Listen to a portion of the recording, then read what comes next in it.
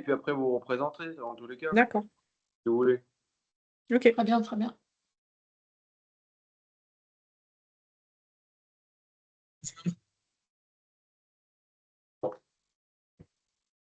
Bonjour à tous et bonjour à toutes.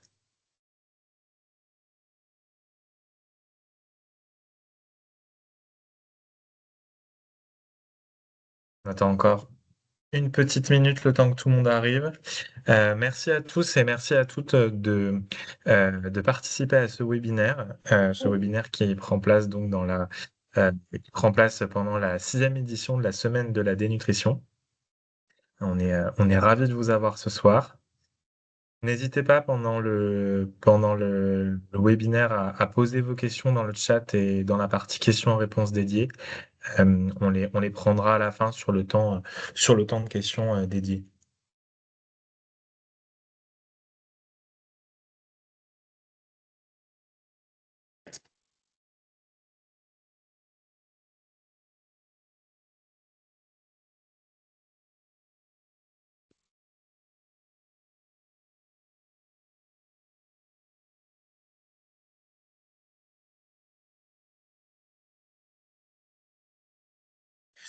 Je vous propose de débuter et je laisse donc la parole au professeur Pierre Jésus. Merci beaucoup. Bonsoir à vous toutes et à vous tous. Merci d'être avec nous pour ce webinaire que l'on organise avec la Fédération française anorexie boulimie. Et nous avons donc le professeur Nathalie Godard, le docteur Corinne Blanchet et puis le professeur Mouna Nachi, qui sont au niveau de la présidence de la FFAB et puis du réseau francilien TCA. Donc, je suis très heureux qu'elle puisse aborder la question des troubles des conduites alimentaires en lien avec la dénutrition, puisque, comme vous le savez, la santé mentale, c'est la grande cause de cette année. Voilà, l'année a été chargée avec d'autres événements, mais ça reste toujours la grande cause et ce ne sera pas que de cette année, je pense. Donc voilà, je vais vous présenter rapidement, pour ne pas prendre trop de temps, la Semaine nationale de la dénutrition 2025. Donc voilà, vous l'avez probablement déjà entendu, à peu près 2 millions de personnes sont en situation de dénutrition en France, probablement plus, autour des 3 millions facilement.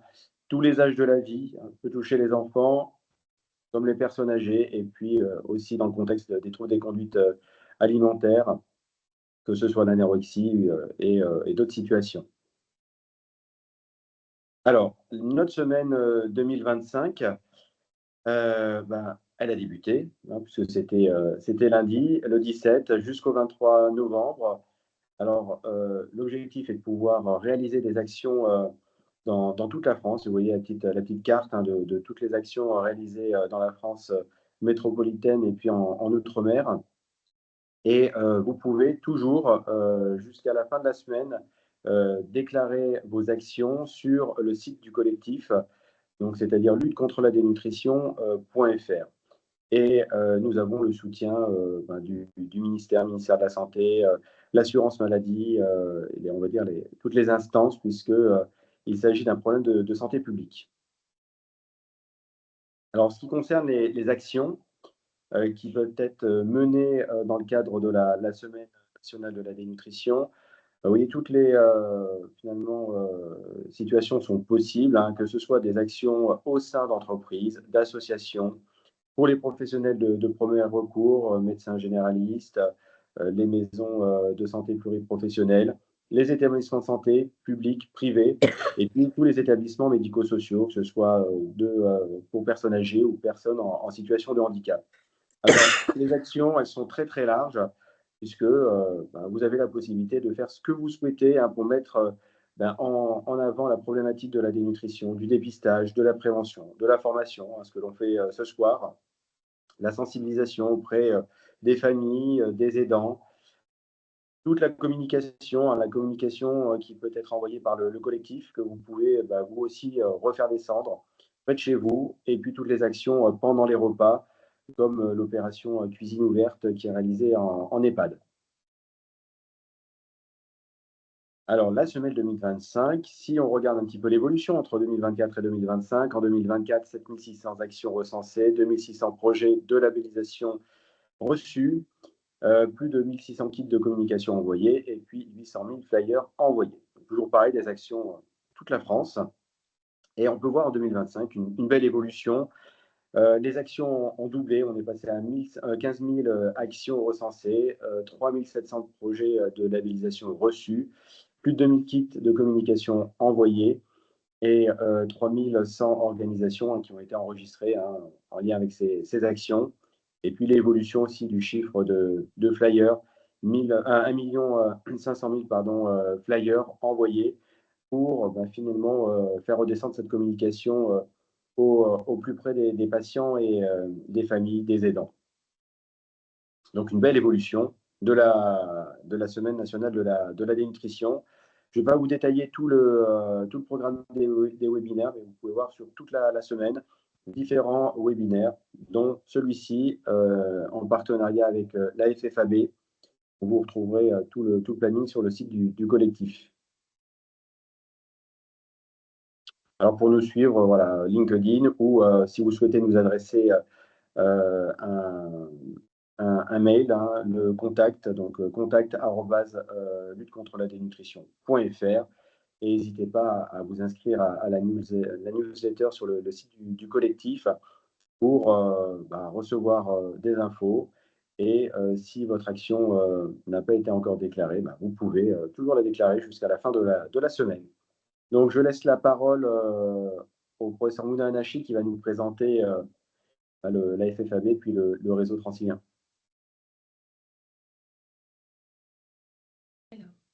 Merci bien, Pierre, merci à tous.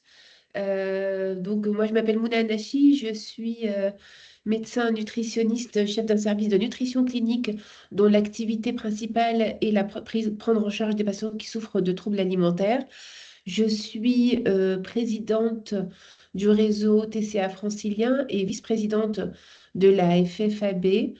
Donc, la Fédération française Anorexie Boulimie est une association loi 1901 qui est constituée de professionnels de la santé, mais aussi de la formation et de la recherche dans les domaines des troubles des conduites alimentaires, dont l'objectif principal est de travailler à développer des soins cohérents pour les personnes qui souffrent de troubles des conduites alimentaires.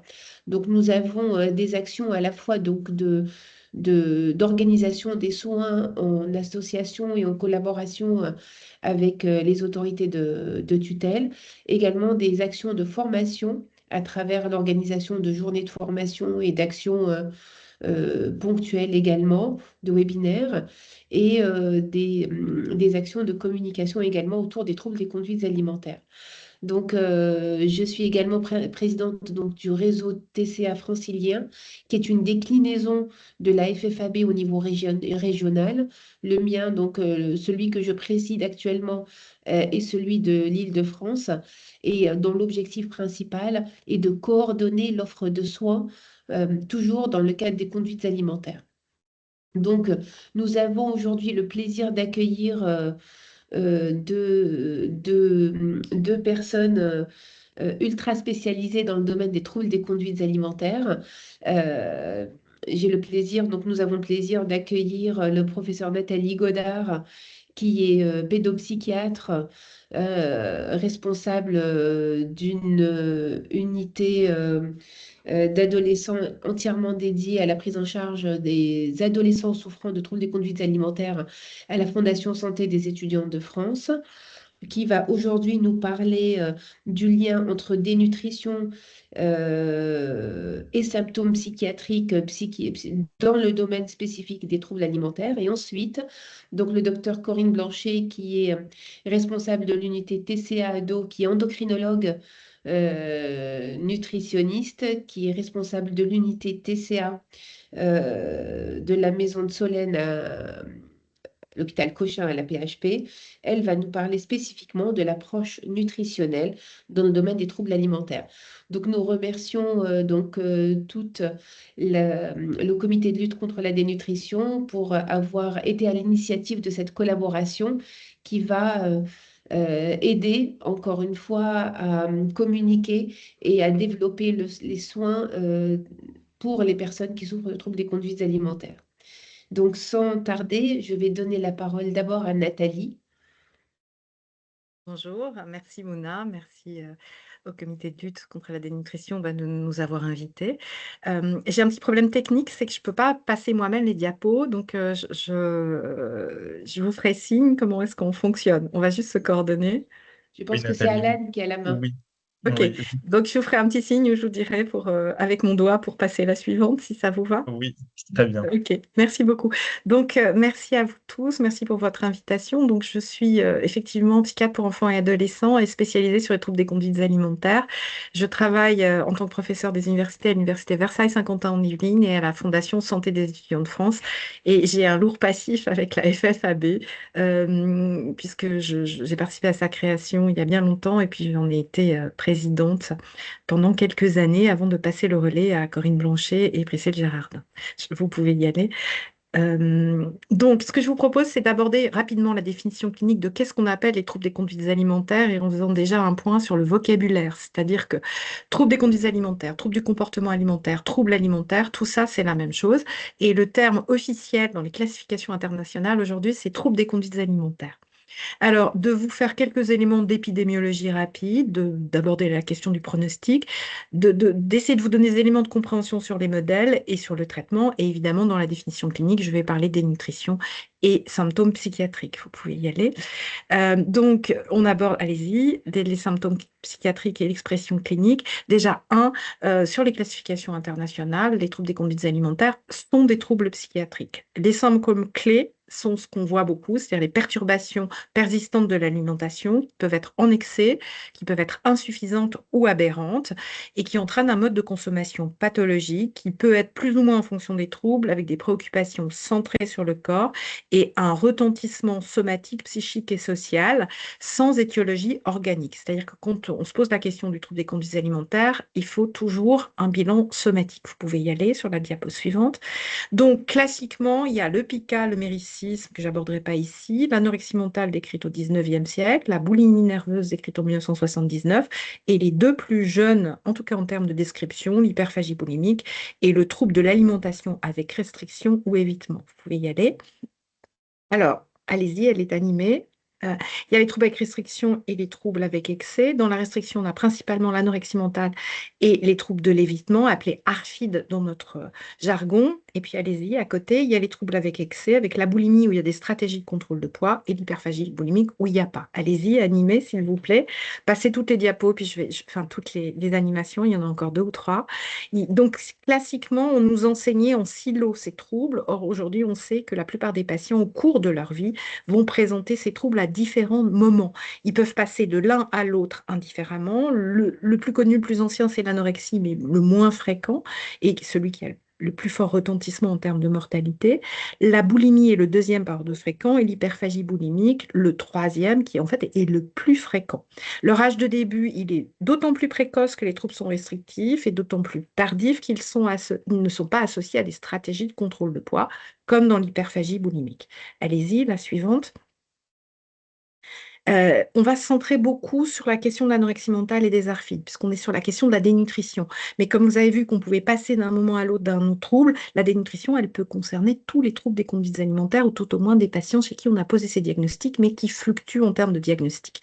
L'expression clinique des troubles restrictifs, allez-y, une fois.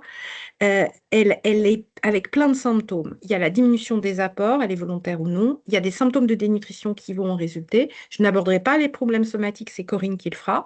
Et puis des symptômes associés, dont l'activité physique problématique qui se déclenche avec la dénutrition. Allez-y, continuez. Mais ce qu'on sait aujourd'hui, c'est qu'en plus des symptômes somatiques, il y a des symptômes qui sont liés, typiquement liés aux troubles alimentaires, qui sont liés à la dénutrition.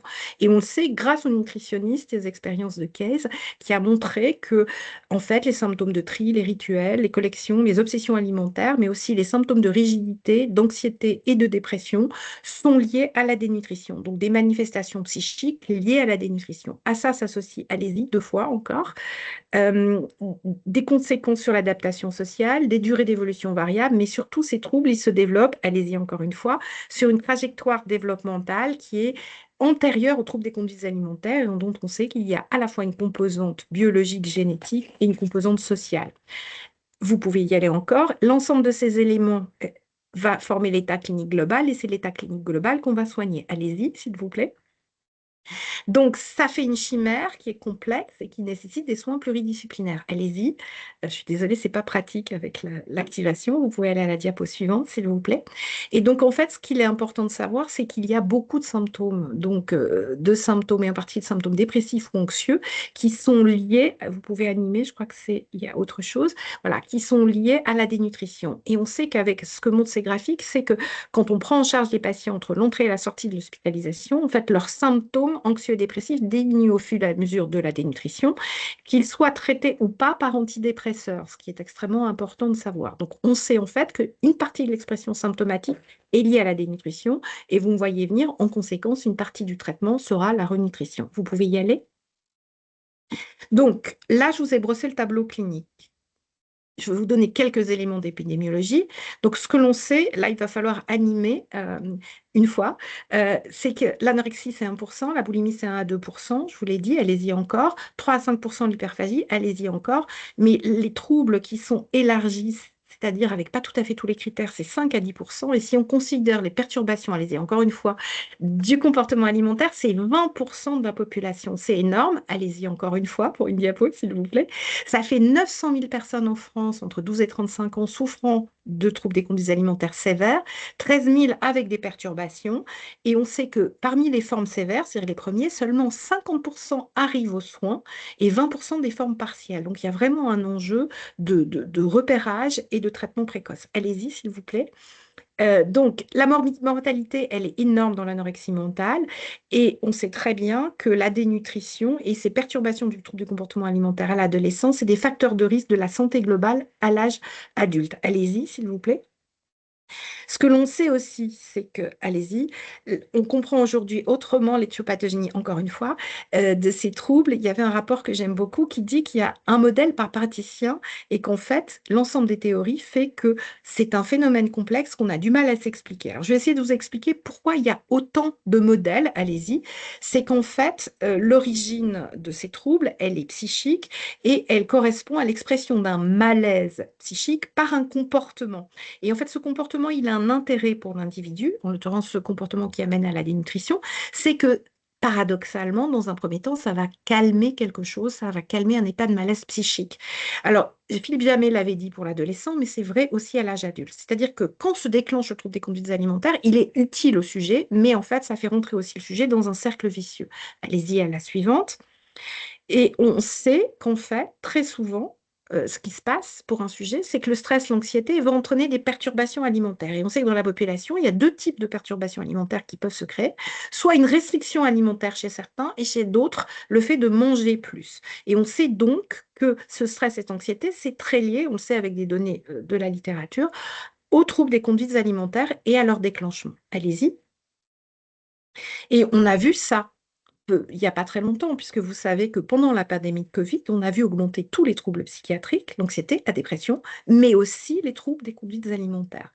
Donc c'est ce qu'on a observé, et on a observé aussi pendant cette période-là, il y a des publications à ce sujet aussi bien en France qu'à l'étranger, qu'en fait, il y avait non seulement une augmentation des troubles des conduites alimentaires de type restrictif, mais en plus de la gravité de cela. Allez-y. Donc, on sait aujourd'hui que le stress est lié à l'alimentation, je vous l'ai dit, mais on sait aussi que le stress met en jeu les capacités héréditaires d'un individu. Et ces capacités à gérer le stress, elles sont liées à la fois à l'hérédité, aux expériences précoces de développement et au développement global et aux événements de vie qui vont exister. Et tout ça dans un contexte social. Donc, logiquement, en fait, ce que l'on a aujourd'hui comme modèle sur les troubles des conduites alimentaires, c'est que ce sont des troubles biopsychosociaux. La suivante, s'il vous plaît. Donc ça, c'est un modèle un peu compliqué, je ne vais pas le détailler. Mais ce que vous pouvez voir, c'est qu'il y a trois parties au développement des troubles. Il y a la constitution d'une trajectoire de vulnérabilité, la partie gauche de la diapositive, qui est un phénomène dynamique entre ce que l'individu hérite de sa famille, aussi bien sur le plan génétique que de l'histoire familiale, donc de l'épigénétique aussi potentiellement, de ce qu'il va vivre dans son développement, des traumatismes par exemple, ou pas, et donc de ce qui va se passer dans la structuration de sa personnalité et son développement. Puis, il y a des facteurs qu'on appelle les facteurs déclenchants, et à la faveur d'un événement qui fait perdre à l'individu son équilibre psychologique, il va y avoir la rencontre entre un comportement qui potentiellement va le soulager par rapport à quelque chose, manger plus, manger moins, et qui va avoir des conséquences. Nous, on est sur la dénutrition, l'anorexie. Qu'est-ce qui va se passer quand on se dénutrit? Quand on se dénutrit, paradoxalement, ces sujets vont sentir, dans un premier temps, tout au début des choses, un bien-être. Comme ils expérimentent ce bien-être, eh bien, ils vont recommencer. Et comme ils recommencent, eh bien, paradoxalement, la dénutrition va elle-même augmenter l'anxiété et la dépression et les faire entrer dans un cercle vicieux. C'est ce qu'on appelle la trajectoire de pérennisation. Et puis, ils mettent en place aussi une hyperactivité physique, une activité physique qui est liée d'une part à la dénutrition, mais aussi éventuellement aux éléments du fait qu'ils ont froid, que c'est difficile et qu'ils ont donc une activité musculaire pour se réchauffer, mais aussi une activité physique qui est volontaire pour perdre plus de poids. Et donc, on les voit rentrer dans un cercle vicieux qui est le trouble des conduites alimentaires constitué, et c'est généralement à cette étape-là qu'on rencontre les personnes. Allez-y. Donc, cette particularité des facteurs pérennisants que je vous ai expliqué, elle est extrêmement importante puisqu'en fait, il y a de multiples facteurs qui viennent renforcer le comportement de la personne, qui devient un comportement automatique et qui est un comportement qui les amène dans une situation de dénutrition extrêmement importante, qui a les conséquences que Corinne vous expliqua sur le plan physique et qui, sur le plan psychique, va dégrader la situation. La suivante, s'il vous plaît. Donc, qu'est-ce qui se passe si en fonction du moment où ça se passe, si ça commence dans l'enfance, à l'adolescence ou à l'âge adulte? Dans l'enfance, ça va annuler l'accès à l'adolescence et à l'adolescence, perturber l'accès à l'âge adulte, puisque la dénutrition, ça Corinne vous l'expliquera, a des conséquences physiologiques, mais aussi au niveau psychique, ça interfère avec la maturation, séparation, individuation et autonomisation, qui est le processus psychique qui conduit à l'âge adulte. Animé, s'il vous plaît. Donc, ça va perturber le développement. Et donc, on va se retrouver dans une situation, encore une fois, avec des conséquences physiques sur le cerveau et des conséquences psychiques sur l'individu et son insertion. Allez-y encore une fois, s'il vous plaît. Et donc, allez-y encore. Encore. Euh, vous pouvez passer à la diapo suivante, s'il vous plaît? Vous m'entendez ou c'est figé? Ah non, je On vous t'entend Est-ce que entends. vous bien, m'entendez? Il y a un Nathalie. problème de Oui, connexion? oui. Non, non, on t'entend très bien. Ah, mais je vois pas les diapos défiler, il faudrait la faire défiler. Elle défile. Ah, c'est Alan qui a un problème? Non, Non, non, non, je moi ça vous défile entends. plus, c'est bloqué sur évolution de l'anorexie. Là, on est trouble des conduites alimentaires. On est Excusez, sur qui quand? j'ai pas la même Oui, on est au affichage que 13. vous. Je On suis est à la bloquée. On est au... 31. Ben, moi, Attendez, j'ai pas la 31 sur la 30, je suis désolée, mais c'est bloqué. Faut le reprendre. je vais essayer d'arrêter le partage et de recommencer. Ouais, je veux bien, je suis désolée, mais ça bouge pas. Non, non, mais il n'y a pas de souci. Hop.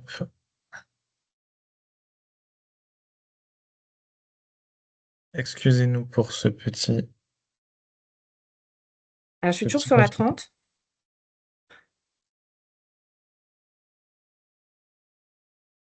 Est-ce que Toujours sur les la autres, 30, ça n'a pas bougé. est-ce que les autres ont la 30 Vous- ou la 31? Moi, j'ai la 31. Alors, pourquoi il n'y a que moi qui... euh, moi, je suis désolée. Peut-être je me déconnecte et je me reconnecte? Oui, peut-être. Et essayez, ouais, essayez de vous reconnecter avec le lien de présentateur. Et puis, je pense que ça devrait fonctionner, mais c'est Ok, curieux. ça, ce serait plus pratique. Oui, j'arrive.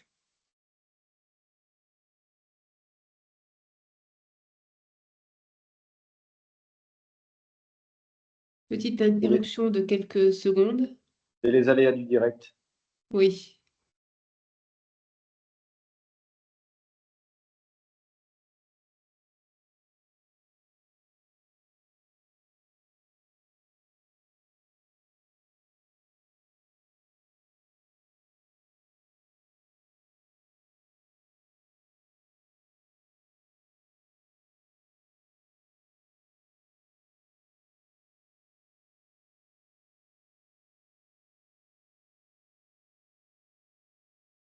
Voilà, je suis revenue.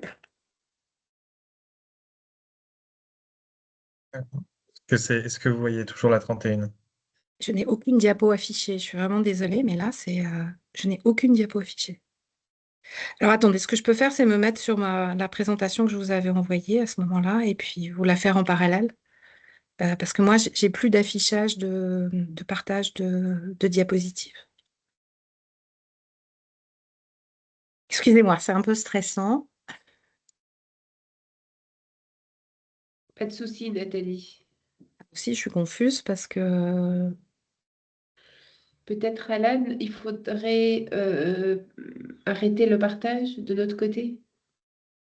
Mais si vous êtes à la 31, je vais la reprendre et puis je vais vous dire à chaque fois que je passe une diapo et comme ça, on sera à raccord. Certains des participants ont l'air de dire qu'ils n'ont rien non plus. Ah, Marion vient d'écrire, je n'ai rien, je n'ai plus rien. donc c'est pas que moi en fait. Et je pense qu'Alan est figé. Oui, Alan, il est figé, oui. Ou alors il vient de faire un AVC, mais Merci de détendre l'atmosphère. Je pense que c'est lui qui est parti. Je crois que c'est Et- Alan qui est figé, comme ses slides, ouais.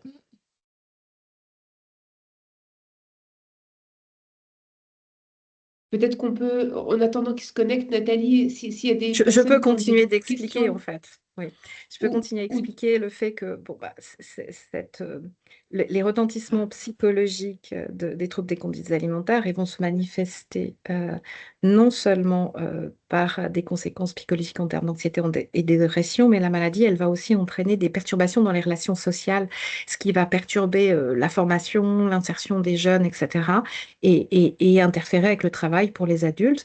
Et on sait aussi qu'avec le temps, mais ça c'est Corinne qui le dira, mais sur le plan psychique, c'est important, il y a des conséquences sur le cerveau aussi. Et certains ont parlé de neuroprogression avec un impact social de plus en plus important, en fait. Donc, je peux Nathalie, vous... Oui, il y a une question. Pouvez-vous oui. redire les deux restrictions, s'il vous plaît? Anorexie mentale et l'autre, je pense que c'est les Alors, ARFID. ces troubles de restriction et d'évitement de l'alimentation, qu'on appelle aussi avec l'acronyme anglais les ARFID. Qui sont des troubles qui débutent classiquement dans l'enfance et qui sont des troubles qui sont des restrictions quantitatives et ou qualitatives de l'alimentation, qui vont entraîner des situations ou des dénutritions avec perte de poids, ou des carences alimentaires sans forcément des problématiques de poids. Je parle sous le contrôle du docteur Blanchet euh, pour la définition. Merci, c'était la seule question. Alors moi, j'arrivais à la transition sur le traitement, sur la dernière partie de mon topo. Je peux continuer sans diapositive en attendant qu'elles apparaissent. Bon, alors, vous avez vu, je vous ai décrit un trouble pour lequel la dénutrition va avoir des conséquences majeures. Et j'ai un peu dévoilé déjà les choses en vous expliquant que bah, un des éléments du traitement psy central, ça va être la renutrition. Ça va être de normaliser l'alimentation quantitativement, qualitativement, le rythme alimentaire, les modalités d'alimentation.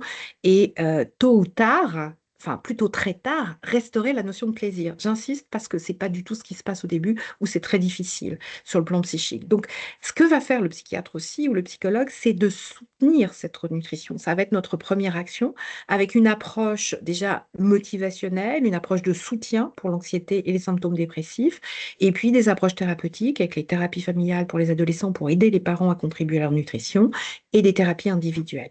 Et puis, si besoin, en dernière instance, un traitement anxiolytique avec des traitements pour les symptômes anxieux et un traitement antidépresseur si on évalue qu'il y a une situation de dépression. Alors, c'est compliqué d'évaluer la situation de dépression. C'était un des éléments que je voulais vous proposer avec une diapositive. Il faut toujours une évaluation. Classiquement, ce que l'on propose, en dehors de l'urgence... Nathalie, pardon. Oui, oui, Pardon, Nathalie. Si vous avez vos diapos sur votre ordi, n'hésitez pas à les oui. partager. Parce que j'ai l'impression qu'on a perdu Alan. Oui, D'accord. Alors, je vais essayer de partager. Ça, je peux le faire. Comme Et je ça peux devrait. repartir, voilà, ah, bah, c'est parfait. sur la diapo où j'étais, en essayant de Voilà. vous mettre en plein écran, si j'y arrive. Ça, il n'y a pas de problème. Et la 31.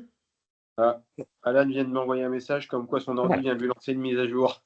D'accord, super. Alors, Super. moi, j'étais sur les symptômes dépressifs, donc je continue sur les symptômes dépressifs. Donc, les symptômes dépressifs qu'on observe, dans la dénutrition, il faut pouvoir les analyser. C'est-à-dire, soit c'est dans le cadre vraiment d'une dépression très, très flagrante, avec une haute intensité de symptômes, une urgence suicidaire, des antécédents, etc. Et donc, il va falloir traiter avec des médicaments, même s'il y a une dénutrition. Si ce n'est pas le cas, et à ce moment-là, on discutera les médicaments, on les met en place. Si ce n'est pas le cas, eh bien, on va renutrir d'abord. Et ça, c'est très, très important. Et on va voir si les symptômes disparaissent ou pas, auquel cas, il n'y a pas besoin de traitement médicamenteux.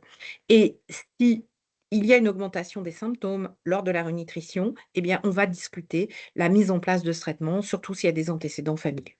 Alors, ce qu'il faut savoir, c'est que les soins, donc, ils vont dépendre des éléments que je vous ai déjà donnés, hein, de l'état clinique global. Ils vont combiner les soins psy, les soins somatiques qui vont interagir avec les soins nutritionnels, les aspects familiaux, et tout ça doit être coordonné. Tout ça est décrit dans les recos, je vous conseille de les regarder. Il y a des fiches là-dessus qui décrivent très bien ceci.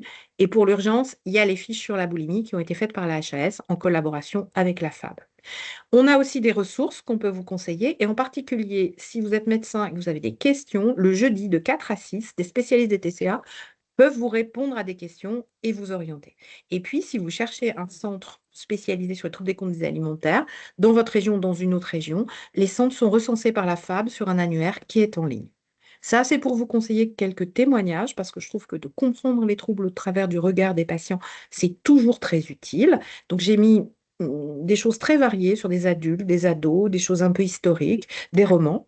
Et si vous voulez tout savoir sur les troubles des conduites alimentaires, eh ben, rendez-vous sur le lien Linktree de la FAB, où vous aurez des tas de ressources. Et surtout, venez participer avec nous à une journée qui maintenant est une semaine autour des troubles des conduites alimentaires début juin.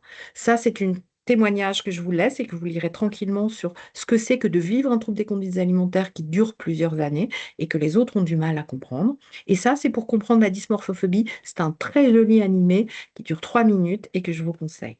Voilà pour les éléments que je voulais vous transmettre aujourd'hui. J'ai un peu dépassé à cause des problèmes techniques, mais Merci Nathalie. Merci beaucoup Nathalie. Est-ce qu'on peut rajouter, dire un mot sur la journée de la FFAB, la prochaine journée de la FFAB, qui aura lieu le 26 mars prochain? Je ne sais pas si Corinne, tu comptes en parler tout à l'heure? Non, mais on peut en parler là. Donc, effectivement, donc c'est 2 journées, en fait, 26-27 mars, journée de la FAB à Rouen.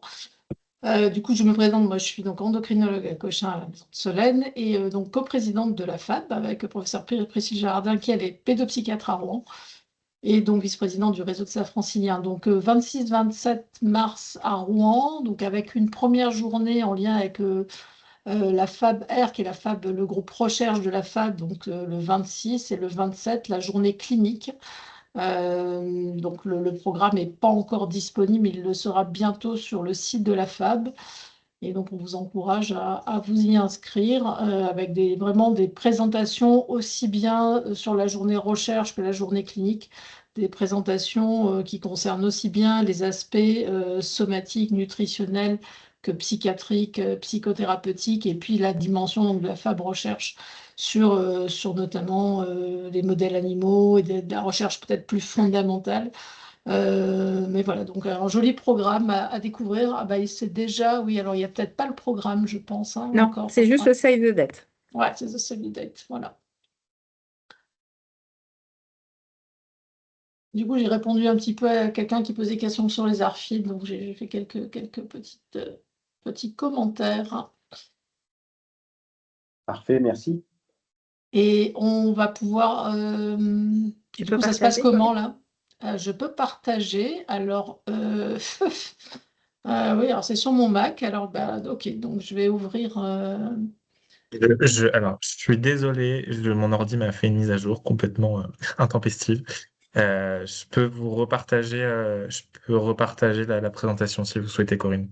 Bah, allez-y, ouais, ouais, allez-y. Parce que du coup, moi, je l'ai sur mon Mac, donc le temps que je la retrouve sur. Bah, oui, oui, oui, je comprends. Ok, très bien.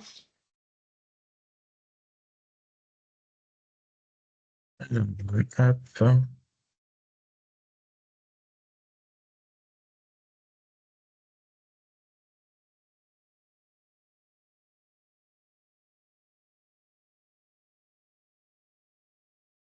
Et je crois que c'est à partir d'ici que commence votre Voilà. présentation. Et là, c'est plein écran pour tout le monde. Parce que moi, il suffit d'agrandir peut-être un petit peu, je sais pas. Est-ce que tout le monde voit bien les slides là? Ouais. Ok, donc c'est ma fenêtre qui était peut-être petite. Parfait. Donc moi, je vais, dans la continuité de ce qui a été dit par le professeur Godard, aborder justement une approche somatonutritionnelle des TCA. Vous pouvez passer la première slide. Alors, il y a forcément des mini-redites, donc je vais pas m'attarder. Juste en un mot sur cette slide, rappeler qu'effectivement, les troubles des conduites alimentaires concernent tous les âges, tous les sexes, et que ce ne sont pas des formes fixées, mais des formes au contraire évolutives au fil du temps, de durée moyenne qui peuvent être de plusieurs années, parfois chroniques, parfois ça guérit, parfois ça évolue vers d'autres formes. Pourquoi j'insiste sur ce point-là? Parce que finalement, la question de l'état et du statut nutritionnel de ces patients, de ces sujets, ne doit pas être évalué comme un état nutritionnel à un temps T, mais bien prendre en considération le fait qu'effectivement, on peut avoir face à soi un patient qui souffre de boulimie, mais qui a souffert des années auparavant d'anorexie, peut-être même avant d'ARFID, et que donc l'état nutritionnel, le statut nutritionnel d'un individu porteur de TCA, c'est une évaluation qui est complexe et qui doit être vraiment, Nathalie parlait de trajectoire de vulnérabilité, ben justement la question de la trajectoire nutritionnelle, c'est vraiment comme cela qu'il faut évaluer ces patients. Suivante. Alors, quelles sont les conséquences somatiques et nutritionnelles? Donc, je vous parlais de l'importance d'évaluer le statut nutritionnel et aussi de ses spécificités, puisque les complications nutritionnelles et somatiques, elles ont évidemment un fond commun pour tous les TCA, mais il y a aussi des particularités en fonction, effectivement, de la dimension restrictive ou hyperphage, voire mixte de ces troubles-là.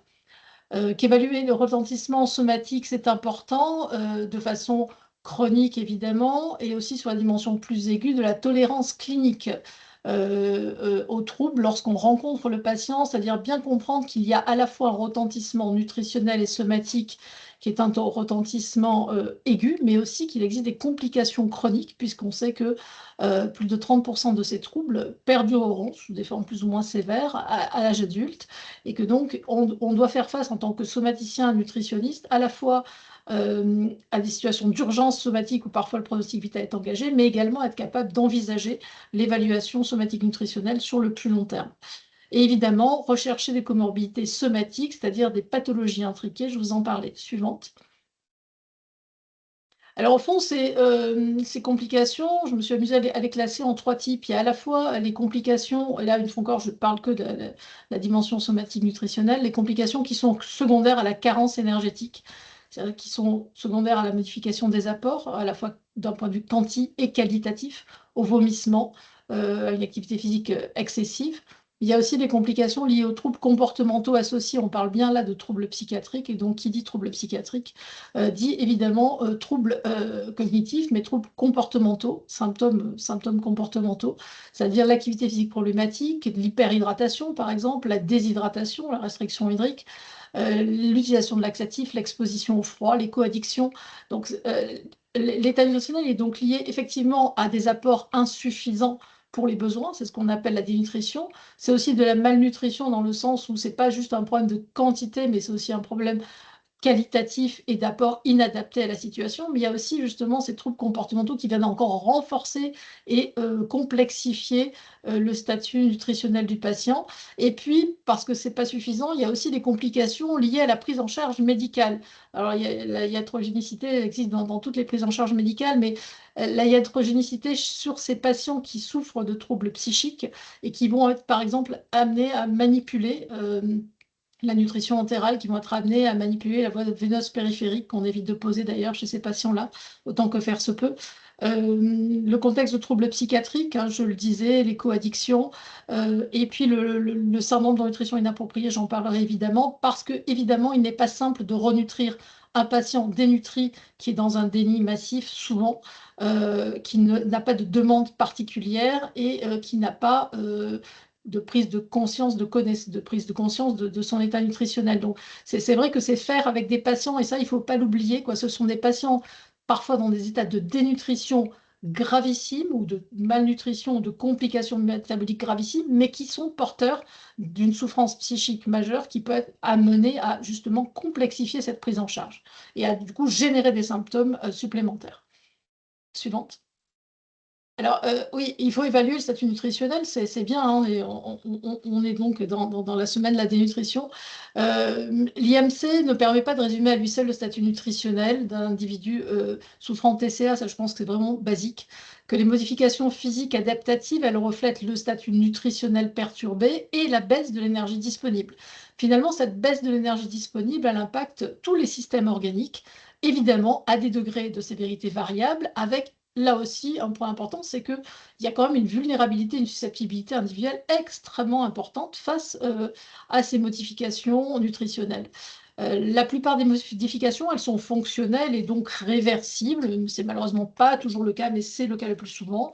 Et effectivement, sur le long terme, on peut être amené à avoir des complications somatiques d'organes séquelaires sur le long terme, voire des complications somatiques évolutives qui deviennent des maladies somatiques finalement. Je prends l'exemple du rein et de l'insuffisance rénale fonctionnelle habituelle chez ces patients dénutris, qui peut malheureusement se transformer en insuffisance rénale chronique, avec une part organique qui là pour le coup est non réversible, et se retrouver chez des spécialistes d'organes qui malheureusement n'ont pas toujours la connaissance et la capacité à dépister ces troubles, surtout lorsqu'ils arrivent chez eux sous des formes subsyndromiques et un peu dégradées.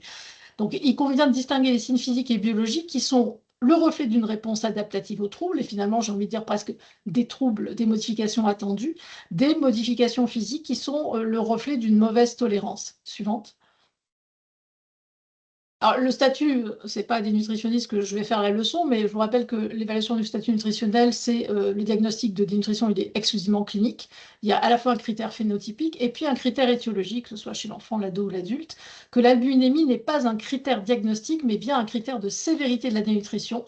On est souvent très, très étonné parce que les patients anorexiques ont une albuminémie normale. Je ne parle pas des cas extrêmes d'IMC en dessous de 10, mais pour des IMC au-dessus de 12, l'albumine est normale. Une fois encore, on ne diagnostique pas chez ces patients-là un état de dénutrition sur l'albumine. L'IMC normal ou élevé n'exclut pas la possibilité d'une dénutrition. C'est important de le rappeler. Et inversement, un IMC bas n'est pas forcément associé à une mauvaise tolérance à la dénutrition, parce que finalement, ce qui impacte le plus la tolérance, c'est la vitesse de perte de poids au-delà de la valeur absolue de l'IMC. Suivante. Alors, ça, c'est vraiment pour vous montrer que finalement, l'état habituel face à une patiente notamment anorexique, c'est un état de marasme et non pas un état d'hypercatabolisme protéique. Ça veut dire que dans ces situations de marasme, on a une baisse de l'IMC, évidemment, un amaigrissement et une albumine habituellement qui est normale. Ça, c'est vraiment la forme de la cachexie anorexique. Il y a un continuum possible avec des situations d'hypercatabolisme protéique qui se voient malheureusement lorsqu'il y a un facteur de stress métabolique ajouté.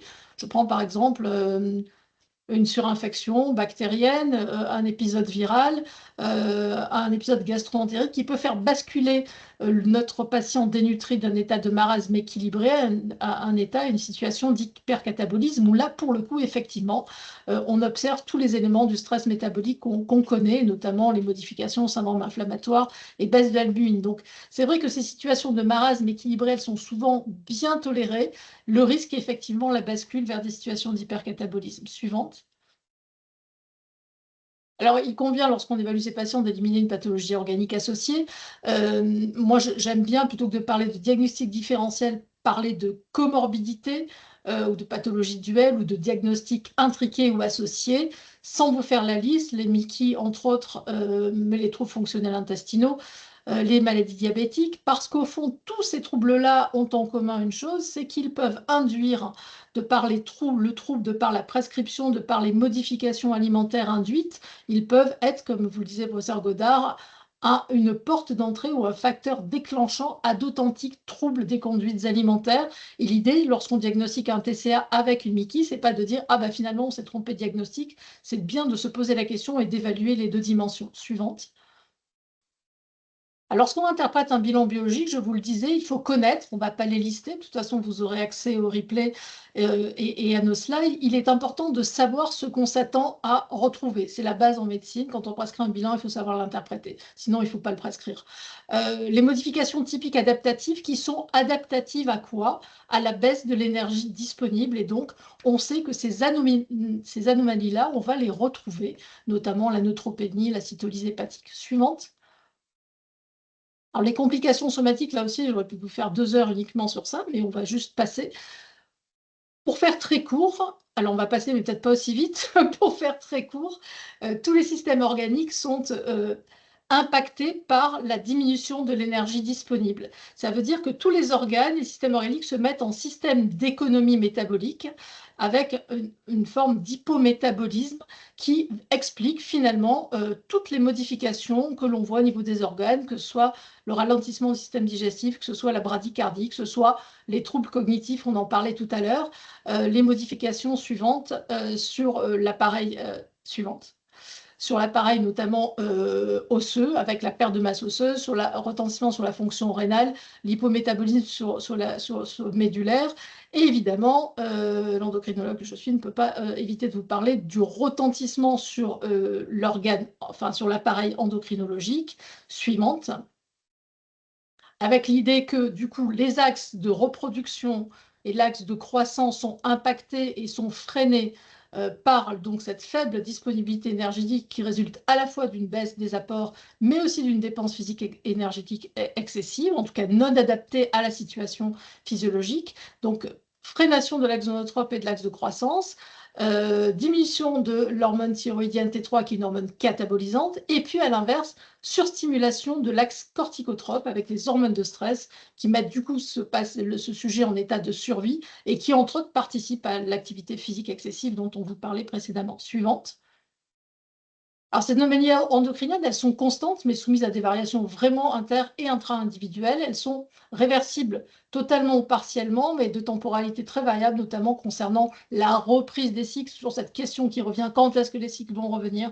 C'est quand même très individu dépendant, même s'il y a d'autres critères assez stricts. Mais bon, retenez quand même que ces variations, elles sont compliqué enfin, le retour à la normale est compliqué à appréhender parce que ça ne dépend pas juste de l'IMC, ça dépend du statut nutritionnel global et puis ça dépend, une fois encore, de facteurs psychiques qui sont parfois difficiles aussi à corriger. Et notamment, on pense aux symptômes dépressifs qui influent notamment sur ces axes-là.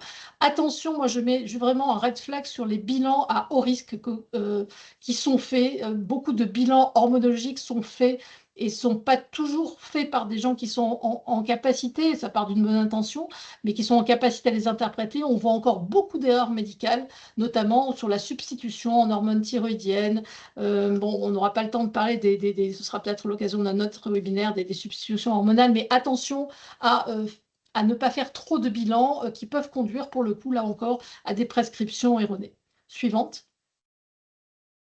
Alors, les enjeux de la renutrition, ils sont multiples, hein. Il s'agit de restaurer, évidemment, d'atténuer la réponse métabolique au stress et lever cet état adaptatif d'hypométabolisme dont je vous parlais et rétablir les fonctions d'organes et éviter les complications métaboliques, mais aussi, on en parlait, de limiter l'auto-entretien du TCA. Et on sait bien que la dénutrition chronique en soi est un facteur de maintien et d'auto-entretien à la fois du TCA et à la fois des comorbidités psychiatriques. Suivante. Alors, la prise en charge nutritionnelle à plusieurs niveaux, elle doit s'envisager à court terme, elle doit s'envisager à moyen terme, elle doit s'envisager à plus long terme. À court terme, c'est évidemment limiter les complications aiguës qui peuvent engager le pronostic vital. À moyen terme, c'est diminuer le taux de réadmission, relancer les processus de croissance pubertelle, reminéralisation osseuse, permettre évidemment le travail psychique parce qu'on ne soigne pas une maladie psychique uniquement en renutrissant un patient. Il n'empêche que l'étape de renutrition est une étape absolument incontournable pour permettre le travail d'élaboration psychique.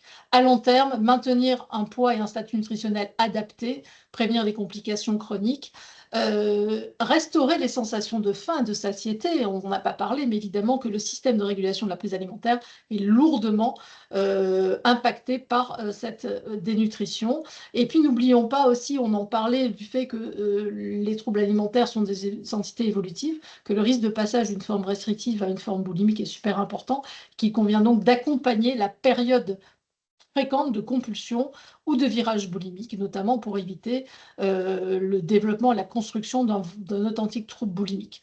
Les objectifs pondéraux, ils sont variables. On dit qu'en ambulatoire, on est sur des gains de poids d'1 kg par mois, en hospitalisation temps plein, en service spécialisé, entre 2,5 kg et 4 kg par mois. Suivante. Alors, le cas suivante. Enfin, en tout cas, voilà. Donc, chaque situation, vous pouvez dérouler la slide, chaque situation est unique. Il faut évidemment penser l'objectif de poids dans le cadre d'un contrat de soins. Le contrat de soins et les objectifs thérapeutiques nutritionnels doivent être abordés avec le patient et avec sa famille, évidemment, que ce soit en ambulatoire ou en hospitalisation. Le contrat de soins, c'est à la fois, évidemment, s'occuper des constantes et normaliser constantes, c'est autonomiser le patient, c'est évidemment avoir une action sur son humeur, c'est travailler le poids de sortie d'un côté et le poids de bonne santé de l'autre. J'insiste parce que très et trop souvent, on a tendance en tout cas les patients ont tendance à garder en tête le poids de sortie qu'on leur a donné, sachant que ce poids de sortie n'est pas forcément le poids de bonne santé. Et ça, c'est vraiment des choses qu'il faut pouvoir expliquer, expliciter à la famille et aux patients. Et puis être attentif à la trajectoire pondérale à tous les moments du parcours de soins et ne pas se contenter juste de sortir le patient de la situation de dénutrition et reprendre historiquement sa trajectoire de poids avant l'épisode anorexique notamment. Suivante. Alors le poids de sortie, c'est pas un objectif de sortie, mais c'est une étape dans une dynamique d'évolution nutritionnelle. C'est un poids au-delà duquel une poursuite des soins doit être envisagée autrement qu'en hospitalisation. Et c'est un élément évidemment du contrat de soins, je vous l'ai dit. Suivante. Alors, il n'y a pas de méthode parfaite, il n'y a pas de consensus, il faut en discuter, il faut se référer à la courbe poids-taille IMC depuis l'enfance, il faut évoquer les enjeux, notamment somatiques, mais aussi psychiatriques, prendre en compte les dizaines symboliques, il y a comme ça des plafonds de verre que les patients ont du mal à dépasser, et puis donc, je vous le disais, distinguer le poids cible du poids de bonne santé. Suivante. Alors finalement, si on devait se résumer, la prise en charge nutritionnelle, c'est une lutte contre la montre entre deux aspects. Le syndrome de renutrition inappropriée, avec le risque de défaillance multiviscérale lorsqu'on renutrit trop vite un patient trop dénutri, et puis l'underfeeding syndrome, qui est l'inverse, c'est-à-dire avec justement l'idée qu'on a longtemps pensé que, attention à ne pas renutrir trop vite, finalement, parfois, on renutrit trop lentement. Et finalement, cet underfeeding syndrome, il est porteur d'un tas de complications, notamment en termes de morbimortalité, d'aggravation de la dénutrition, de fixité des troubles psychiques et du risque d'hospitalisation prolongée. Il me reste combien de temps, Alan? Il reste 8 minutes. 8 minutes. OK. Suivante. Alors, est-ce qu'on utilise la nutrition artificielle? On parle à des nutritionnistes, des gens qui s'intéressent à la nutrition, donc on va en parler. Oui, bien sûr qu'on l'utilise en hospitalisation. La question de la nutrition en à domicile, c'est encore un autre sujet. Mais en tout cas, en hospitalisation et en milieu adolescent, on l'utilise, et en milieu adulte, évidemment. Sans rentrer dans les détails, vous rappelez quand même que la nutrition artificielle, c'est par voie entérale et par sonde nasogastrique. Alors, dans la nutrition artificielle, il y a aussi les compléments nutritionnels oraux, mais je ne l'ai pas traité. Que la voie parentérale, elle est exclue, sauf évidemment en situation réanimatoire extrême qui justifie, lorsqu'il y a une défaillance multi-organique, où effectivement ça devient de la réanimation et on n'est plus dans le soin psychique. Sinon, la voie prioritaire, c'est la sonde nasogastrique. Que les voies veineuses périphériques, évidemment, ne peuvent pas porter la nutrition, une renutrition, mais que la voie veineuse périphérique, même pour hydrater, elle est à éviter parce qu'on est dans le cadre de maladies psychiques et que ces patients ils ont une immunité qui est défaillante, avec des risques de surinfection importants, qui peuvent manipuler le matériel médical et que donc chaque fois qu'on peut éviter une perfusion, on l'évite. Moi, je préfère largement réhydrater un patient par une sonde nasogastrique que par une perfusion et que la gastrostomie, sauf indication exceptionnellissime, la gastrostomie n'est pas d'usage courant. Alors, soit on l'utilise 24 heures sur 24, sur des situations bien particulières d'aphagie ou des situations où il faut calibrer de façon très précise les apports. Le plus souvent d'appoint nocturne en plus d'alimentation et d'ingesta dans la journée, et puis parfois d'appoint diurne sur un ou plusieurs bolus, notamment sur des situations complexes où il y a des manipulations de sondes et des mises en danger répétées. Suivante. La nutrition, c'est des petites sondes, hein, ne posez pas de nutrition entérale avec des tuyaux d'arrosage, ça ne fonctionne pas. Les petites sondes ne se bougent pas, contrairement à ce qu'on entend, plus que les plus grosses, donc des 8 FR, ça marche très bien. Et comme je le précise, ça permet de renutrir, ça permet d'hydrater, ça permet d'apporter des vitamines, ça permet d'apporter parfois des psychotropes lorsque les patients refusent de les prendre ou qui ne sont pas en capacité de le faire. Je me permets d'insister quand même sur les besoins. Il n'est pas rare, en termes de besoins énergétiques, il n'est pas rare de devoir atteindre 2500, 2800 calories chez ces patients qui sont en situation de stress. On a longtemps dit que ces patients avaient une dépense énergétique de repos, un métabolisme de base pour les anciens qui était diminuée. C'est pas très vrai. C'est notamment pas vrai sur des patients qui sont dans des situations de dénutrition extrême ou très chronique, où on peut avoir des métabolismes, des dépenses énergétiques de repos qui sont augmentés à plus de 1800, 1900 calories jour, voire 2000 calories jour. Et là, on comprend bien que quand on a une dépense énergétique de repos qui dépasse les 1500 kilocalories par jour, bah, évidemment que les besoins pour relancer une nutrition, notamment chez des patients en situation pubertaire, etc., on peut atteindre les 3000 calories. Alors ça, c'est important de le comprendre, ça évite de dire « Ah, bah, elle ne prend pas de poids à 2000 calories, elle doit se faire vomir ». Non, la nutrition, c'est une science bien plus complexe. Suivante. Alors, le syndrome de nutrition inappropriée, c'est la peur de tous les médecins qui font de la renutrition. Moi, personnellement, alors on ne prend pas en charge des patients avec 10e en dessous de 10. J'en ai pas vu beaucoup. J'ai vu des amorces de syndrome de nutrition. Alors, l'incidence, elle est variable. Je pense qu'on ne va pas la retenir parce que ça dépend vraiment des populations. Elle apparaît habituellement dans la première semaine. Et donc, l'idée, c'est suivante. C'est des patients qui sont effectivement souvent en déficience, défaillance énergétique depuis très longtemps, avec des apports à 0, 100 ou 150, 200 calories jour, et qu'on n'a pas pris le temps de préparer à la renutrition. Ça veut dire stabiliser le patient, ça veut dire apporter notamment du phosphore, des vitamines, etc., polyvitaminés, parce que finalement, la relance énergétique et la consommation d'ATP intracellulaire va consommer du phosphore. Donc, la renutrition fait rentrer du phosphore, du potassium dans les cellules. Et donc, évidemment, il y a des hypophosphorémies, des hypokaliémies massives qui arrivent, qui peuvent être responsables de ce qu'on appelle très brièvement un syndrome de renutrition inappropriée avec défaillance multiviscérale. Suivante. Donc ça, c'est ce que je vous ai expliqué avec peut-être on revient une demi-seconde, avec justement l'augmentation de la sécrétion d'insuline qui va entraîner un afflux massif intracellulaire de glucose, de phosphore, de potassium, et puis un effondrement des taux de phosphore au niveau sanguin qui induisent un déficit énergétique cellulaire majeur, donc à l'origine des défaillances multiviscérales de tous les organes, insuffisance hépatique, cardiaque, et là, effectivement, suivante, le pronostic est mauvais. Alors, je vous ai montré tout à l'heure, finalement, les modifications adaptatives attendues, les symptômes, les signes cliniques biologiques de la mauvaise tolérance à la nutrition, c'est entre autres l'hypophosphorémie, l'hypomagnésémie, la carence en vitamine B1, etc. Puis après, malheureusement, lorsque ça va plus loin, la défaillance d'organes. Suivante. Voilà, le taux de mortalité est extrêmement élevé. La première chose, c'est d'éviter, c'est la prévention, hein. Le traitement, c'est avant tout la prévention. Et donc, débuter, on peut dire même 5 à 10 kilocalories jour chez les patients les plus dénutris. Suivant. Alors, en balance, on a l'underfeeding syndrome. Donc, c'est la stagnation ou la perte de poids due à une nutrition trop prudente, avec un risque augmenté de complications et de chronicisation. Avant les années 2010, on disait que la renutrition recommandée, elle était de 800 000 kilocalories jour.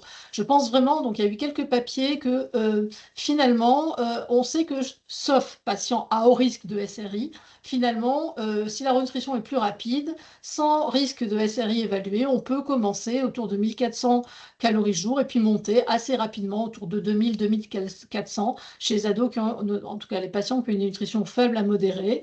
Voire même il y a des protocoles de nutrition encore plus rapides. Après, la question, c'est la tolérance, évidemment, sur le plan psychique, parce que ce n'est pas qu'un corps qu'on renutrit, il y a la fonction du symptôme, et donc parfois c'est très compliqué de faire face aux résistances psychiques du patient, au-delà de la dimension purement nutritionnelle. Suivante.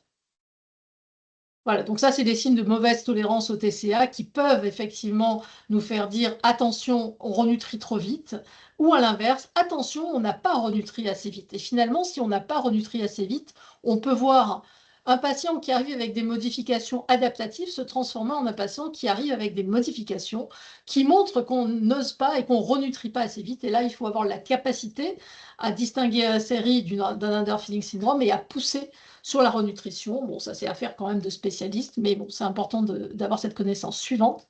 Je termine bientôt. Donc voilà, il y a des protocoles, nous on en a fait un de higher caloric refeeding avec une prise en charge assez accélérée et puis des paliers comme ça assez rapides justement qui évitent la pérennisation de la dénutrition. Suivante. Voilà, donc c'est toujours la balance entre les deux, hein, le risque de SRI ou le risque d'underfeeding syndrome avec voilà, des conseils en termes de niveau calorique et de niveau de BMI. Effectivement, la première chose, c'est de dépister les personnes, enfin les sujets à risque de SRI. Et sinon, on peut aller effectivement sur des départs plus élevés et puis une augmentation comme ça plus rapide. Suivante. Alors juste, j'ai 2 slides sur la boulimie, il ne faut pas l'oublier non plus. Parce qu'on on a beaucoup parlé de TCA restrictifs. Faites dérouler, il doit y avoir des... Voilà, donc les risques majeurs, vous les connaissez, hypocalémie, alcalose, déshydratation, sans oublier les complications stomatodentaires et les troubles nutritionnels, parce qu'on parle beaucoup de dénutrition dans la cachexie. N'oublions pas la malnutrition et la dénutrition chez les patients à poids normal ou à poids augmenté, et notamment dans l'hyperphagie boulimique. Donc une fois encore, l'IMC normal ou normal bas n'élimine pas le diagnostic de malnutrition et de dénutrition. Slide suivante. Pour faire court, dans la boulimie, il y a 2 types d'hospitalisation. Il y a l'hospitalisation en urgence pour faire face aux complications métaboliques ou bien un état de mal boulimique et évidemment des possibles décompensations aiguës sur le plan psychiatrique. Mais il y a le plus souvent des hospitalisations programmées, soit pour des recadrages alimentaires, des stabilisations pondérales et les aider à gérer les crises sans avoir l'objectif de guérir une boulimie en hospitalisation, prendre en charge les comorbidités psychiatriques et les coaddictions qui sont fréquentes dans ces troubles. Et puis, sinon, effectivement, programmer un sevrage des crises boulimiques avec des protocoles qui sont établis dans certains services. Mais ça demande une adhésion, une alliance extrêmement construite avec le patient et son entourage. Et dernière slide. Voilà, donc les modalités et les indications de nutrition dans la boulimie. La plupart du temps, je vous le disais, on travaille hors urgence sur des programmes de renutrition.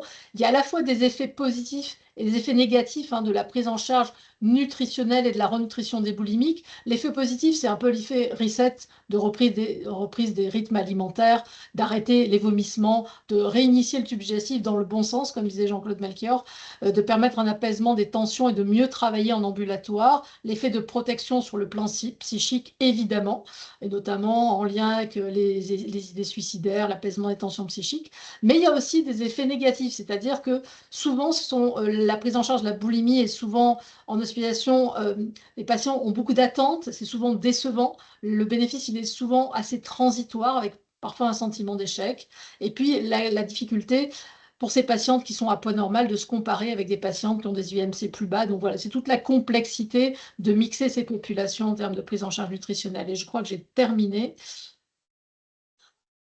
Oui, ça, Nathalie en a parlé. Je vais m'arrêter là parce que je pense que j'ai dépassé le temps. J'ai dépassé le temps, n'est-ce pas? Un tout petit peu. Merci. Alors, c'est la dernière slide, vous pouvez la mettre. Faire dérouler. Voilà. Donc les supplémentations, c'est sous les supplémentations vitaminiques. Je n'ai pas parlé des traitements hormonaux parce que c'est encore un autre volet. Ne pas oublier quand même les traitements de confort, notamment sur les troubles fonctionnels intestinaux, les antiacides sur les vomissements, les probiotiques. Enfin, tous ces médicaments qui permettent aussi d'accompagner la renutrition en prenant en compte le fait que notamment les troubles fonctionnels intestinaux ont certes une part psychogène, mais aussi une réalité organique. Et puis, l'approche, évidemment, avec les psychotropes dont le professeur Godard a parlé. Et je pense que j'ai terminé. Voilà, donc là, c'était les recommandations. Encore un petit clic. Comme ça, il y a toutes les recos qui apparaissent. Voilà, l'anorexie, boulimie, hyperphagie, PLDS pour l'anorexie mentale à début précoce. Merci beaucoup. Merci Corinne. Merci beaucoup.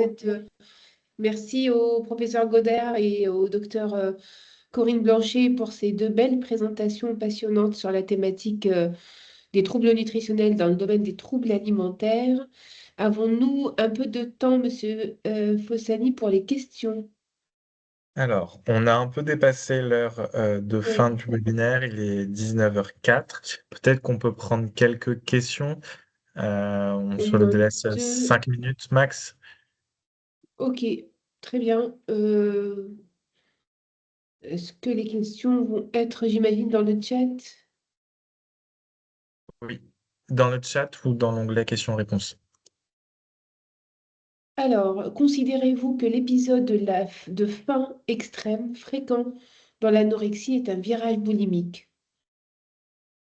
Et dans l'anorexie est un virage boulimique? La sensation de faim extrême, Enfin, Nathalie complétera, mais Corinne, oui. Nathalie, vas-y. En tout cas, moi, de mon point de vue en tant que médecin somaticien, nutritionniste, justement, cette question de sensation de faim, il faut savoir quand même que la sensation de faim, elle est habituellement, elle persiste au début, donc le patient lutte activement contre la faim. Après, avec la dénutrition, la sensation de faim s'atténue, voire disparaît. Ça, c'est quand même très variable selon les patients. Et effectivement, lorsqu'on les renutrit, tout le système de régulation de la prise alimentaire se remet en place avec des sensations de faim, de satiété, etc. Et parfois, il y a effectivement des patientes qui décrivent des sensations merci pour le ponage, de faim un peu extrême. Effectivement, ça peut être chez certaines patientes, ça peut être le début peut-être pas d'un virage, mais en tout cas de compulsion alimentaire, c'est-à-dire quand elle lâche le contrôle et la maîtrise sur l'alimentation, qu'il y a un lâcher-prise global et que le travail psychique est en route. Et il peut y avoir comme ça des sensations, mais des envies, j'ai envie de dire au-delà de la faim alimentaire, des sensations et des envies qui les submergent et qui passent largement la question du cadre alimentaire et surtout qui les angoissent énormément, quoi. Alors moi, j'ajouterais Nathalie, juste que ce qui tu veux différencie compléter? la faim de la boulimie, c'est que dans la boulimie, on ne peut pas s'arrêter, c'est-à-dire qu'ils perdent le contrôle. Et c'est ce sentiment de perte de contrôle qui peut être effectif ou subjectif qu'il faut accompagner. Parce que un sentiment de perte de contrôle, même si c'est sur des petites quantités, ça peut être des éléments qui sont inquiétants et qui vont tellement angoisser les patientes que c'est à ce moment-là qu'il peut y avoir des passages à l'acte suicidaire. Tout à fait. Une question sur les CNO. Sont-ils réellement primordiaux pour une renutrition? On peut répondre simplement que non. C'est ça. Si vous êtes d'accord, Oui. On répond que hein, non. pour aller plus vite. Ça peut aider dans le cadre, si c'est cadré dans le cadre hospitalier, en dehors, c'est très compliqué en général. Oui. C'est souvent qu'elles ne les prennent pas déjà. Et que, Oui. deuxièmement, ça peut être un appoint transitoire en relais d'une sonde ou quelqu'un qui part en week-end ou dans l'attente d'une hospitalisation où effectivement, parfois l'alimentation se réduit à un CNO, mais il vaut mieux un CNO 300 calories que zéro. Donc parfois, moi, je l'utilise justement dans l'attente de l'hospitalisation. Mais moi, je me Merci. permettrais de dire qu'effectivement, pas primordiaux. Oui. Doit-on atteindre un certain IMC avant d'envisager la nutrition? Doit-on attendre un certain IMC avant d'envisager la nutrition entérale? Si vous êtes d'accord, je peux répondre. Je parle sous le contrôle de mes deux collègues. Non, en fait, normalement, en effet, la nutrition entérale est indiquée dans les situations de dénutrition extrême et lorsqu'il y a danger vital et risque d'hypoglycémie, mais on peut y avoir recours avant lorsqu'il y a une perte de poids très rapide ou lorsqu'il y a des symptômes de syndrome de renutrition, un haut risque de syndrome de renutrition. Donc, le plus fréquemment, c'est pour les IMC très bas, inférieurs à 13. C'est ce qui est écrit dans les recommandations de la HAS. Mais en réalité, c'est au cas par cas.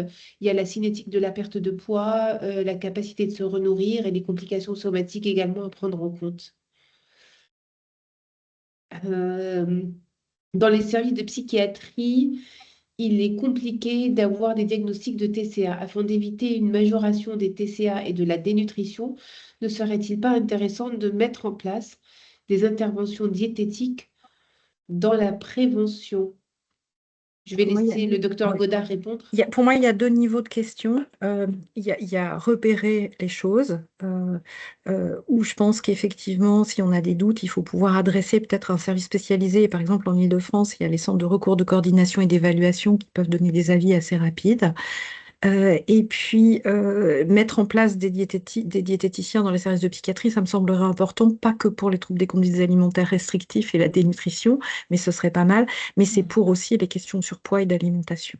Je ne sais pas si ça répond à la question, mais... Merci Nathalie. La nutrition entérale d'appoint nocturne aussi. Ça, c'est moi qui dis ça. Cyclisée, oui, et puis après, c'est au cas par cas. Ouais. Et puis, il y avait une question sur le LDL cholestérol qui est augmenté. Ce qu'on voit le plus souvent, c'est plutôt une augmentation du cholestérol total et non pas du LDL cholestérol. Et c'est en lien avec une souffrance hépatique et avec des perturbations métaboliques complexes. Avec Je le vois que syndrome le de docteur basket Nathalie 3 aussi. Godard doit nous quitter. Désolée. Donc, Je vous remercie beaucoup. merci d'avoir accepté d'intervenir. Merci. Je pense qu'on va arrêter là, Monsieur Fossani. J'imagine que ça va être difficile de rentrer dans le format, c'est ça? Ou avons-nous encore un peu de temps? On peut, alors, si, il y a encore du monde, il y a encore 55 personnes qui sont Ok. connectées, donc on peut peut-être, s'il y a encore une question, on peut peut-être la prendre. Il y a syndrome de T3 basse et Euh, Hypercholestérolémie HC. totale. Non, mais c'est moi, Samina, Oui. qui écrit.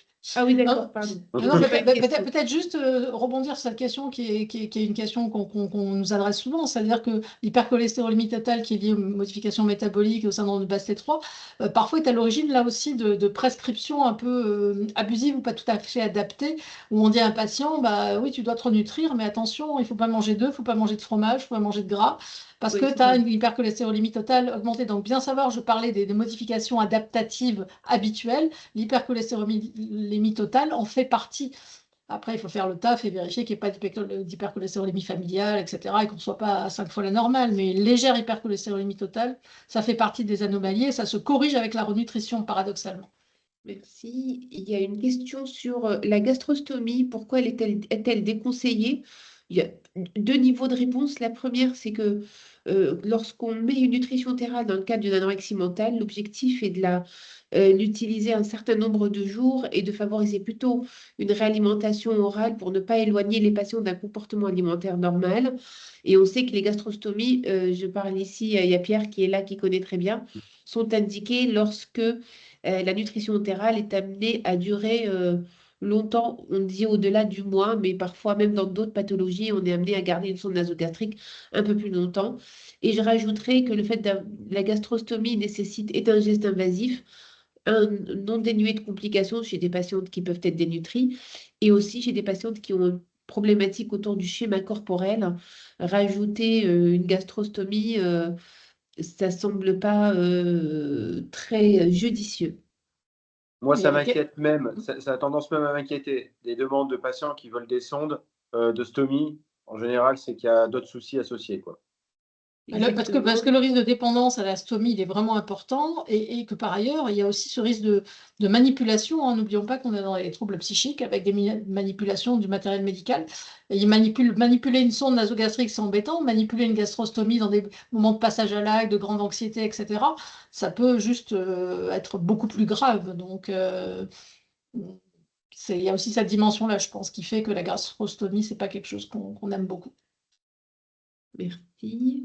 Je vais juste rajouter euh, un mot sur les TCA et les troubles nutritionnels. Donc, nous sommes réunis aujourd'hui dans le cadre de la semaine de lutte contre la dénutrition. Ce qu'il est important de dire, c'est que quel que soit le trouble alimentaire, qu'on soit dans les deux extrêmes, l'anorexie mentale ou l'hyperphagie boulimique, il y a un risque de dénutrition, même chez le patient en situation de surpoids et d'obésité lorsqu'il souffre d'hyperphagie boulimique, et surtout lorsqu'il y a des excursions pondérales importantes, un effet yo-yo avec une perte de la masse musculaire. Donc on peut être dénutri avec un poids normal ou voire un surpoids. Donc d'où l'intérêt d'insister bien sûr sur le cas de l'anorexie mentale et des troubles restrictifs des conduites alimentaires où la dénutrition est flagrante et n'est pas discutable. Autant elle peut être cachée et, euh, et parfois sous-diagnostiquée lorsqu'on prend en charge des patients en situation de surpoids et d'obésité, notamment dans l'hyperphagie boulimique. Donc voilà, je pense que il est important de souligner que les troubles nutritionnels et la dénutrition concernent tout le spectre des troubles des conduites alimentaires, bien sûr avec une prévalence beaucoup plus élevée, quasi à 100% dans les troubles restrictifs, mais qui est existante quand même dans les hyperphagies boulimiques. Merci, super. Pierre, tu voudrais conclure peut-être? Bah, ça va être rapide. Je vous remercie en tout cas toutes et tous de vous être connectés pour ce webinaire. Il y a eu quelques petits bugs, mais ça, c'est les aléas du direct et c'est comme ça. Je remercie tous les membres de la FFAB présents parce que pour ce premier webinaire, ce que j'avais dit quand on avait discuté, finalement, la dénutrition, l'arbre qui cache le TCA ou inversement, hein, des fois, ça marche bien dans les deux sens. Dans les deux sens. Voilà, et puis de le garder aussi du coin de l'œil dans le contexte de l'obésité, hein. On a malheureusement certains patients qui guérissent de leur obésité avec l'anorexie mentale, et c'est pas le meilleur des traitements quand même, hein. Donc voilà, je vous remercie toutes les deux et puis toutes les trois avec Nathalie qui est partie. Et Merci à puis, vous. n'hésitez pas à revoir le replay si vous le souhaitez, il sera disponible. Et puis, rendez-vous à Rouen l'année prochaine, 26-27 mars, si je ne me trompe pas, 2026, pour Oui. voilà, les journées FFAB voilà, qui sont aussi très enrichissantes. Et n'hésitez pas à aller voir le programme sur le site de la FAB, justement. Merci beaucoup. Merci à vous. Merci à pour vous. l'invitation. Merci. Au revoir. Merci. Au revoir. Au revoir à tous.